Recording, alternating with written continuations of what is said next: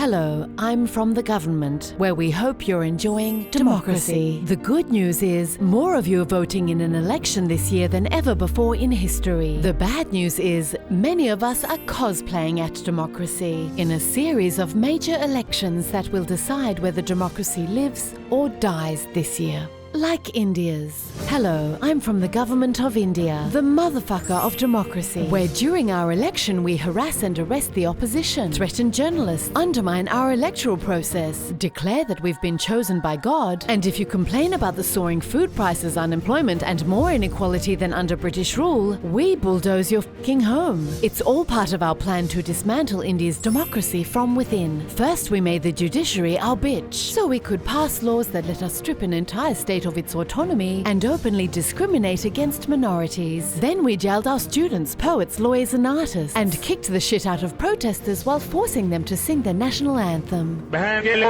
Of course, we can't let the world see we're turning India into a fascist ethno-state, so we got this free speech absolutist to censor evidence of it from his website, while our best friend bought out our media to keep India in the dark about our shitfuckery. Adani, bringing the world together by screwing indigenous people from India to Australia.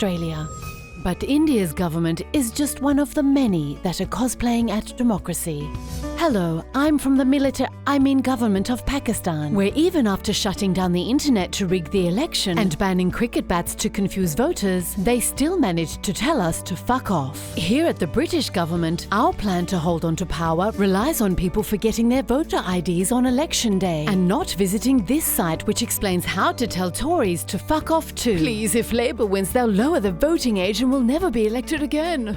Here at the Indonesian government, our new president was once banned from the US for committing war crimes in Timor and West Papua, so we made him look like a cuddly grandpa with bullshit like this.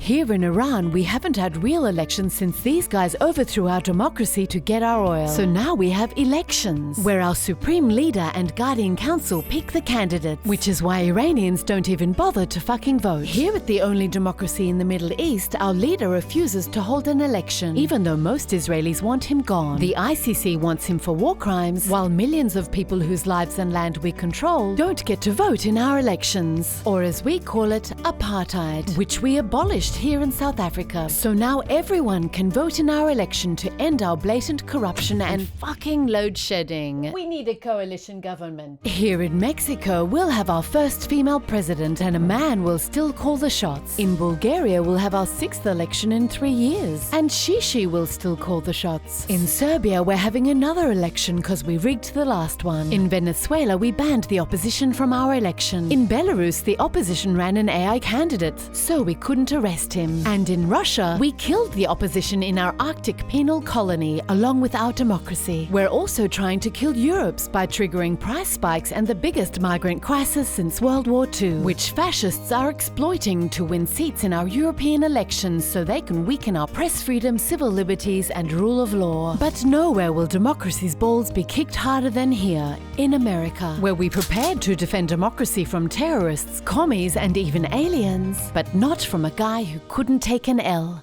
When you put all this together, you can see why democracy is in decline, worldwide and across every metric, owing to a loss of trust in government. By now, you might be thinking, what's the fucking point? Democracy doesn't work, which of course is what all the democracy ratfuckers want you to think. But remember, as shitty as we might be, democracy gives you the power to change your leaders. It took centuries to win that right, and once it's gone, it's gone. So if you want to keep it, now would be a good time to wake the fuck up and fight for it. This has been a message from your local government franchise. Good luck. Authorized by the Chosen One.